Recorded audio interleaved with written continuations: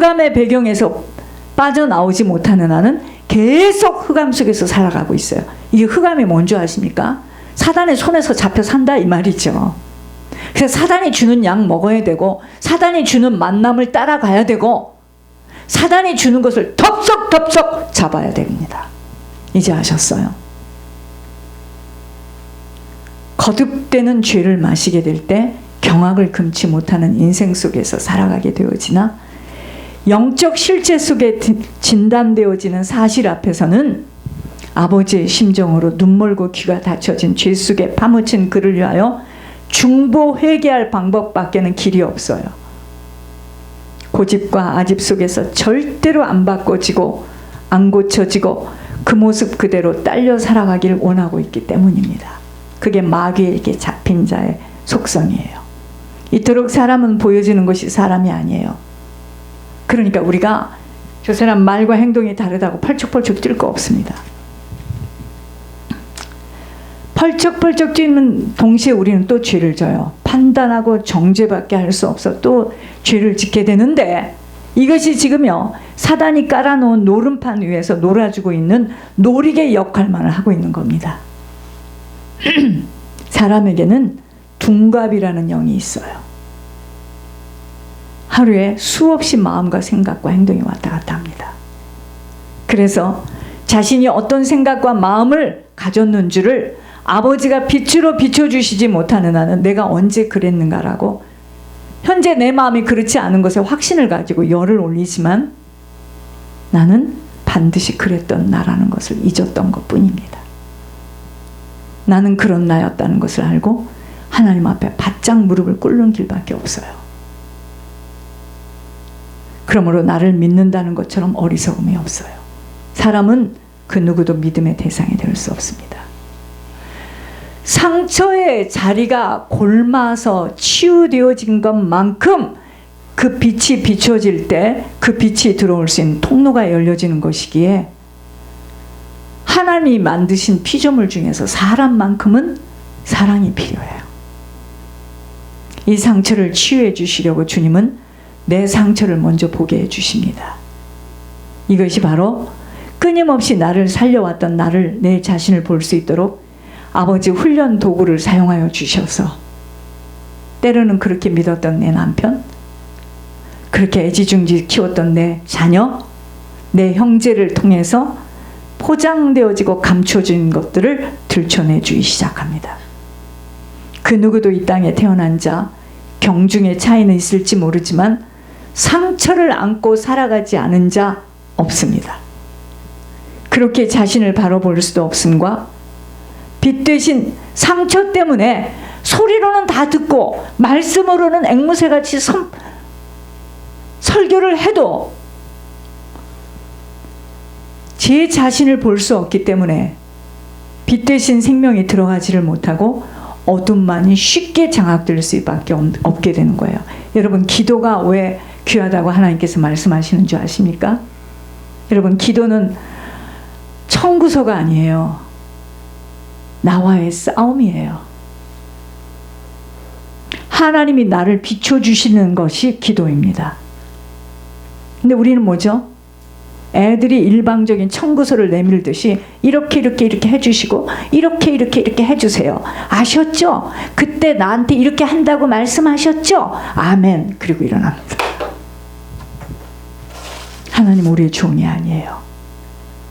나를 부어주시고 싶어도 내 상처가 골마서 딱딱하게 어둠으로 지금 자리 잡고 있어요. 그걸 육신으로 말하면 암이라고 하는 겁니다. 암 걸렸다 그러죠? 간에 혈이 뚫어져야 되는데 피가 응고돼서 거기에 그 종기로 지금 앉아 있는 겁니다. 우리도 마찬가지예요.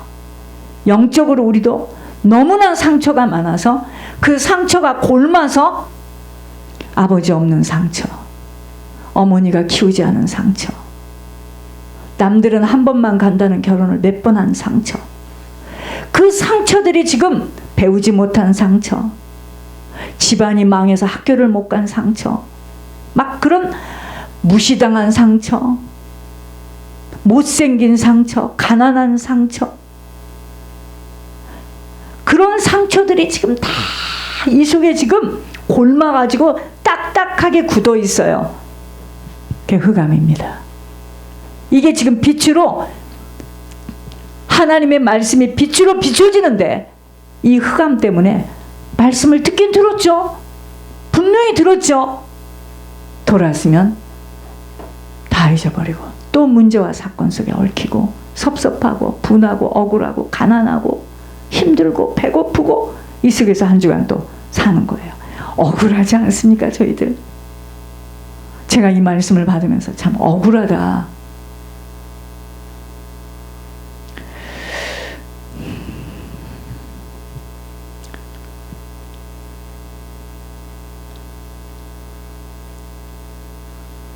상처를 안고 살아가지 않은 자 없습니다. 미워하고 욕심내고 판단하고 정죄하고 탓하고 자기 의의를 나타내고 자기를 세워보려고 이간질하고 자기의 유익에 따라 행동하는 모든 것들은 상처가 깊어서 골맞은 상태입니다. 아무리 말씀을 듣고 말씀을 선포하는 자리에 서서 앵무새처럼 읊어대서도 자기 영혼에 실제로 빛 대신 생명만큼은 들어갈 수 없어 지속하여 흑암의 자리를 뜨지 못하는 겁니다. 그러니까 2중 3중 생활을 하게 되고 늘 그 사람은 비밀 가운데 뭐가 인생이 투명하지가 않아요. 똑바로 말한 적도 없고. 이제 이해가 됩니까? 그 사람은 너무나 상처가 많아서 그것을 입 밖으로 자기 이야기를 내놓을 수 있는 힘이 없어요. 당연하죠. 힘이 없는 자를 보고 내놓으라고 할 때 이 사람은 죽어나가는 일입니다. 그럼 길은 하나 있죠. 밖으로 뛰쳐나가는 거죠. 도망가는 거죠. 흑암의 자리에서는 흑암 냄새를 피울 수밖에 없는 것이고 흑암의 영향을 끼칠 수밖에 없는 것으로 묶이고 잡혀진 관계로 하나님과의 관계가 풀어지지 못하여 늘 쪼들리고 병들고 인색한 삶으로 살아가게 되어집니다. 이것이 바로 사단에게 묶이고 잡혀서 풀어지지 못한 상태로 나타나는 열매입니다. 그러므로 이런 자리에서 일어서지 못하고서는 이 죄의 자리 어느 문제도 풀려질 수 없어요. 그래서 우리 모두에게는 회개가 모든 것이 되어집니다. 이 골마 터진 상처가 이게 치유되어야 합니다. 어떻게? 울어도 안 돼요. 40일 금식해도 안 돼요. 주님이 태워주셔야 돼요. 그래서 내 죄를 주님 앞에 내어놔야 됩니다. 어떻게 내놔요, 목사님? 내가 무슨 짓을 했는지도 다 기억을 못하는데 주님이 비춰주실 때, 주님이 집어주실 때 그것을 인정하고 아멘 할렐루야 하고 두 손을 들어야 되는데 그렇지 못하게 되면 이제 인생 전체는 헛세상을 하는 거죠. 이 땅에 하나님을 믿는다고 성경을 보며 열심을 다해 교회에 출석하는 자들이 왜 그렇게도 생명의 냄새를 피워내지 못하고 생명의 영향력을 끼쳐내지 못하는가는 바로 자신들에게 해결되지 못한 상처들로 인한 골문 상태 때문이에요. 그러니까 어떤 사람들은 말을 이렇게 투명하게 못하는 거 있죠. 자기를 이해해 주시기 바랍니다. 너무나 많은 상처 때문에 어디서부터 어디까지를 풀어야 될지를 꽁꽁 묶여서 못 내놓습니다. 상처가 치유되어지지 못하는 삶은 구더기가 끼는 것처럼 우리들의 인생 또한 이 상처로 인하여 밝은 빛 가운데 나오지 못하고 늘 땅의 살이 때문에 인색하고 용서 못하고 나누지 못하고 구더기처럼 파고 살아가다가 죽어가는 것입니다. 이 상처는 회개 역사로 불타져야 하는 것입니다. 아버지가 태워내 주시지 않으면 상처가 깊어져 후손들에게 그대로 유산으로 남겨짐이 바로 이방인들이 말하는 사주팔자에 매여 살게 되는 것입니다. 어머니의 인생을 고스란히 내가 받지 않으면 후손 그 누구가 반드시 받아 그러한 인생을 살아가게 되어 있고 아버지의 인생 후손 그 누구가 받아 아버지가 살아생전에 마약을 하며 살아왔던 굉장히 유명한 분이었는데 마약을 하셨어요.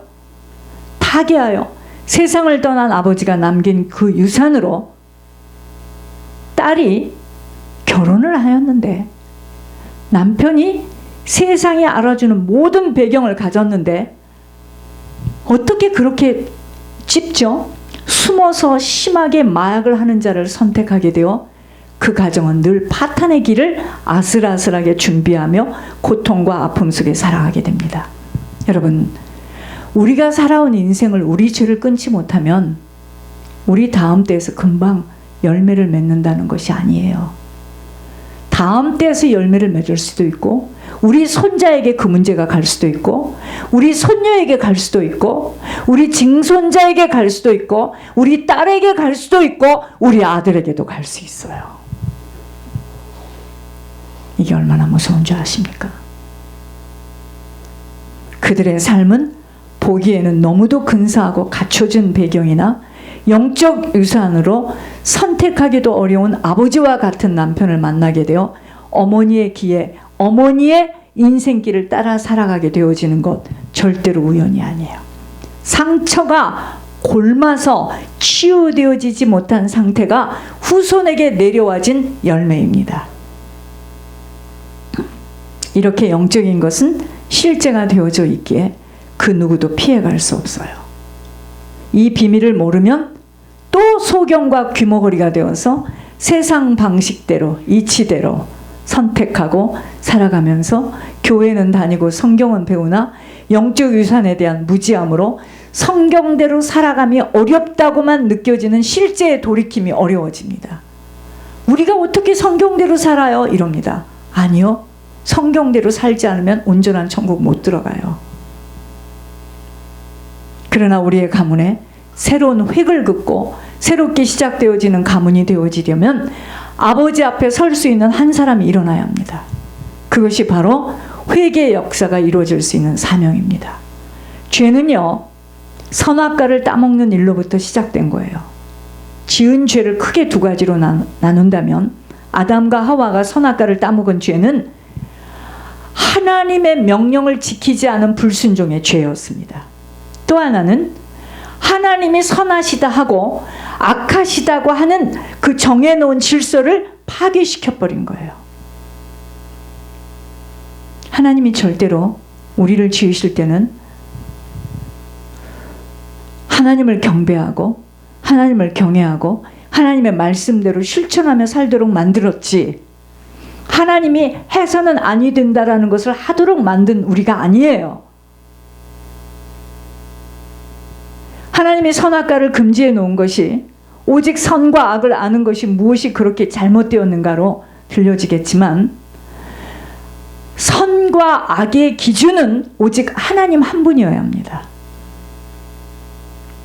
선악과를 먹었다는 것은 자기가 하나님 된 거예요. 그 안에 자기 의지가 들어갔다는 것으로 자기가 보기에 옳거나 잘못했다는 것은 내 스스로 만든 기준에 의해서 살아가고 있는 거예요. 그러니까 그런 사람이 지금까지 어떻게 살았다는 거예요. 자기가 하나님이야.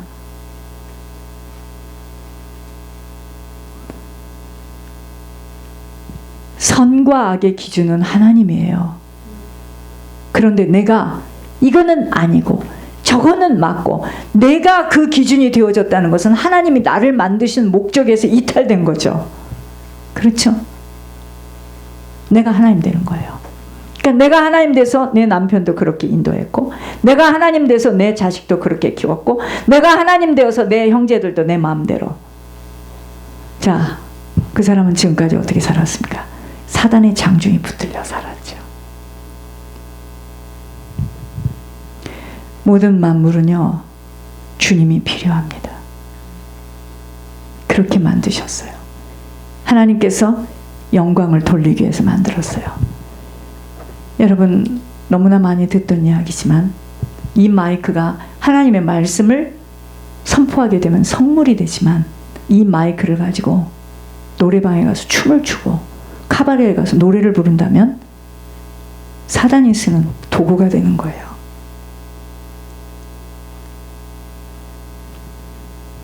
마약이 수술을 할 때 쓰게 되면은 사람의 육신을 건져내는 약이 될 수 있겠지만, 내 육신을, 감각을 업시켜가지고 상상의 날개로 쓰는데 나를 쓰는 약이 된다면 난 죽어요. 영혼육이 같이 죽습니다. 이 옷이 하나님 앞에 나와 말씀을 선포하는 옷이 된다면 성물이 되는 거지만, 이 옷을 입고 남편 몰래 이 야간 남자를 만나 정을 통한다면 나는 사단의 지옥의 형으로 지금 따라가는 지옥의 놀잇감입니다. 이제 알겠습니까? 작은 것 하나까지도 하나님은 존재 이유를 두셨어요. 하나님은요, 하나님과 교제하고 하나님을 향해 예배하는 존재로 우리를 만들었지만, 사람들이, 그러니까 어린아이가 태어났어도 왜 제가 그런 기도를 합니까? 그 어린아이가 하나님을 경외하고 하나님께 예배드리는 자로 키워주세요. 왜 그런 기도를 합니까? 그런 목적도 상실한 채 그저 그 아이를 애지중지 키워서 무엇을 먹을까, 무엇을 마실까, 얘를 이렇게 키워야 된다고 그 속에다 딱 넣고 키우잖아요. 그죠? 하나님 목적에서 빗나가게 되는 삶으로 키웁니다. 어쩔 수 없이 그 아이는 길을 잃은 인생이 되어져 두 얼굴을 갖고 사는 거예요. 세상에서는 굉장히 번듯하고 굉장히 훌륭한 자이나 뒤에서는 마약을 하고 갈등을 하고 죽고 싶어하고 다른 여자와 만나고 싶어하고, 당연히 혼돈스럽고 분별을 못합니다. 길을 잃어버렸으니. 사람의 본분은요, 사람답게 사는 게 뭔지 아십니까? 하나님께 돌아오는 거예요. 주님 믿는 겁니다. 성령으로 새로 거듭나서 구원의 여정을 걸어가는 거예요. 그러니까 구원을 받았다 이런 이야기 하지 마세요. 큰일 날 소리입니다. 구원의 길은, 내가 구원의 길로 들어왔다는 것은 지금 무슨 말이냐? 회개가 되어졌느냐? 여기서부터 시작되는 거예요. 구원은 내 육신의 몸을 떠났을 때 완성되는 거지. 구원받았다면 뭐하러 오늘 예배를 나옵니까? 이 힘든데. 이거 꺼주세요. 그러나 돌이키는 변화를 힘들어하고 온전한 회개를 어려워하면, 자기가 지금 잘못된 곳을 향하고 있으면서도 멈추지를 못하고 있으니 구원의 길을 지속하지 못하고 있는 모습이에요. 언젠가는 구원의 길에서 이탈될 수 있다라는 겁니다. 저도 여러분도 아무도 보장받은 사람 없어요. 이 구원의 길을 끝까지 인내하며 끈기를 가지고 나 자신과의 죄 속에서 싸우며 달려갈 뿐이에요. 회개하는 인생만이 아버지가 선하다고 하는 것을 선하다고 인정할 수 있고, 악하다고 하는 것의 악함을 인정할 수 있어요. 그래서 악한 것에서 돌이킬 수 있습니다. 이렇게 어렵게 말할 필요 없어요. 자, 하늘의 음성에서 우리들을 짚어주실 때 우리들이 뭐라 하죠? 나는 그런 사람이 아닌데. 새빨간 거짓말이래요. 자, 회개가 안 된 자입니다. 아버지가 틀렸을까요? 펄쩍펄쩍 뜁니다. 난 절대 그런 자가 아니고 그래 본 적이 없대요. 아버지가 악하다고 하는 것을 악하다고 인정하지 못하는 회개가 안 된 거예요. 어떤 자는 말할 것도 없습니다. 무릎으로 기어서 들어와요. 우리는 회개할 것밖에 없어요. 아버지가 그때 보십니다. 어떤 자는 나는 도대체 내 머리로 이해가 안 돼. 나는 이해가 되기 전에는 믿을 수가 없어. 이러고 나옵니다.